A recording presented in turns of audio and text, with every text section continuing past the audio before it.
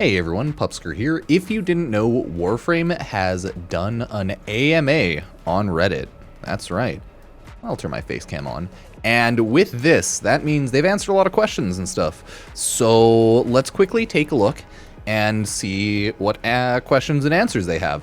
I'm not going to be reading these really long ones because they're just more up to you to read them. It's more like a personal hey, what do you think about this? Opinions, instead of I'm looking more for Warframe future maybe, or update stuff, or hey, you think we can get this, you think we can get that in the game?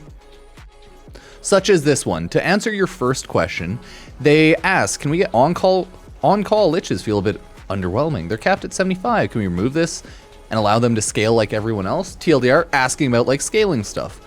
It's possible, at least the scaling level first. Added railjack stuff would be a bit scopy right now, but level scaling could get a closer look. Okay. So maybe on-call liches and stuff could get little level scaling to whichever level they spawn in on, right? This is a very long one here, so feel free to obviously read through all of these. They're just asking Kaz about concept stuff, designs.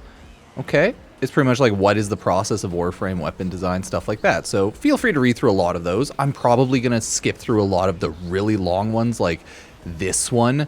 Concept lore-wise, challenges. Right, it's very, very much to read. So feel free to read through these ones, but they have a lot of Q&As. And if you want to get a very specific one, Technocyte Coda questions. Okay. How do you Technocyte Coda make it present day from 1999?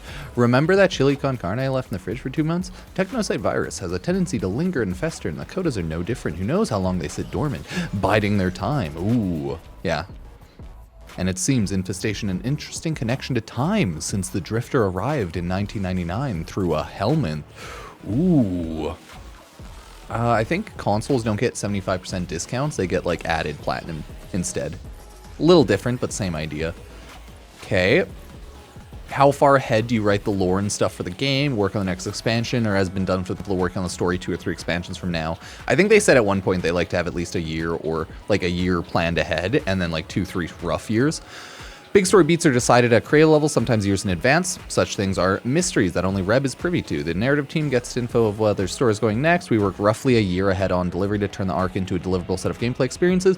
Quest scripts are usually done around 4 to 5 months before you get to play them. Yeah, nice. While character scripts such as vendors tend to be completed closer to delivery date. Hey, very cool. Like it. Oh, it's a long one. They're asking pretty much... Temple's Kim dialogue told the infections 99 connect to the same helminth as our orbiter, assuming it's being truthful. Does it mean that infestation perceives time differently? Okay, let's quickly see. First question, okay. Wouldn't be able to know the helmet, let alone be able to all of the same. First question, safe to say a cosmic core hive mind that transcends what we would think of as consciousness would view time very, very differently than we do? Yeah, it's like a collective. We don't know how hive minds work fully, but we know it's a thing. Safe to say that they view differently than we do, especially because infested hive mind. It's different than just ants. It's way bigger. But in all honesty, writing her has some most fun I've had in the update. Through Velimir Minerva almost stole that title. How often are you gonna write a deranged, obsessed hive mind cosmic horror glam rock guitar? Understandable. Have a nice day. Okay, while they aren't strictly Tenno, you could say that the Protoframes are Tenno's NPCs. The closest we've come to actual Tenno is Rel. It's an interesting perspective, something we might explore in the future. Yeah, you gotta remember, Warframe lore and a lot of things aren't fully set in stone, because it's actively creative, so things get retconned all the time. I think it's even happened before. Where past things don't quite make sense and then they get changed a little bit. We'll only see what Entrati meant for us to find. Ooh, will we ever see more Protoframes? Horror, Chains of Horror, Rap Tap Tap. Whoever created the questline did a wonderful job. Yeah, I know. There was a lot of people who were yelling in the Warframe 1999 is pretty much over video. They're no, there's so much they can explore with this storyline. There always is with Warframe, but that doesn't mean that they will. Warframe has so many side storylines, lore, and information that goes nowhere. Third orb mother, right? That's just how active development in a game goes, right? So remember, we might get more stuff, we might not, and it all just depends. If they feel like bringing it in that direction, more 1999 type stuff, then maybe we'll get more. But if they don't, they don't. It is a business at the end of the day, so ideally they'd want to do what makes money, and if Protoframes make a ton of money, they'd probably do more skins here and there, if deluxe, right, if heirlooms, so remember that. It all depends narratively where they feel like going, and monetarily what they might end up bringing back, who knows. Anything is possible, everybody.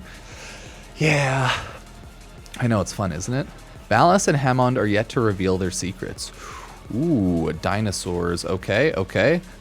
Where is our dinosaur-themed Warframe? That's a good question. I want a pterodactyl or a T-Rex frame. Nah, Zephyr's pretty much pterodactyl. Okay, are there any plans docket for the Sun Moon Alignment System quests like the War Within, the Sacrifice, others? Currently, the only thing that changes is one singular voice line from the helmet. I can answer the first question for you. No. It would be tough to say yes or no without elaborating, but ultimately, it's this one more most perpetually interesting flavor features that we will maintain on the docket. So, like, yes, but it still probably won't really matter. Lusty Argonian Maid frame? Yeah. Yeah, hell yeah. Oh my gosh. Golly, this is a big one. Woohoo. We have a list of past Nightwave items to inject elsewhere when the time is right. I'll take a look to see if there's an appropriate spot. Hey, that's not bad. That's not bad at all. Okay.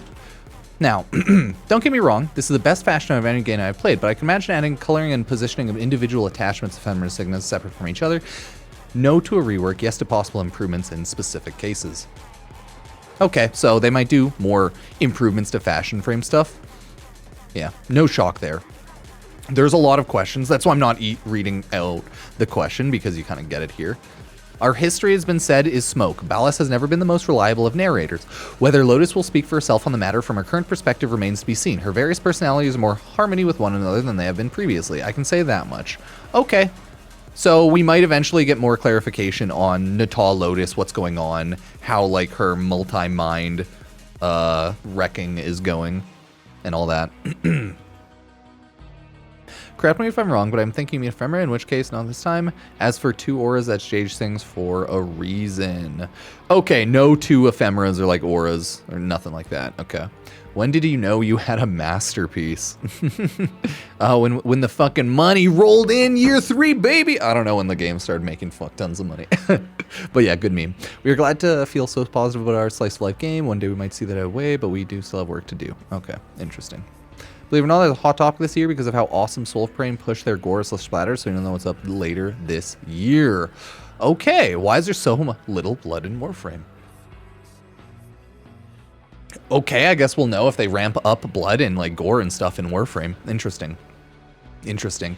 During the Hex quest, Drifter empowers Protoframes, preventing their doom. Would it be fair to say that Protoframes are generally weaker than their Warframe counterparts? Okay. Answering your first question, it's definitely implied they are much still learning. Perhaps they don't even have arcanes or mods given the circumstance they find themselves in. Yeah, Protoframes are noobs. They're like just turned, you know? They aren't pros. It makes sense, I would say. Oh, that's a long one. Orokin Society were destroyed when they fell. Many details. We do know that Orokin were led by the Seven Council executors to which Ballas belonged. How much influence he had over the 6 executors on the council is an open question. Yeah, there's too much Warframe lore that's out there that I'll never know because it's out there. And lore for any game is pretty big. As for fighting the Orokin, we do have a couple of Orokin boss fights in the game. True. They do have a couple of those.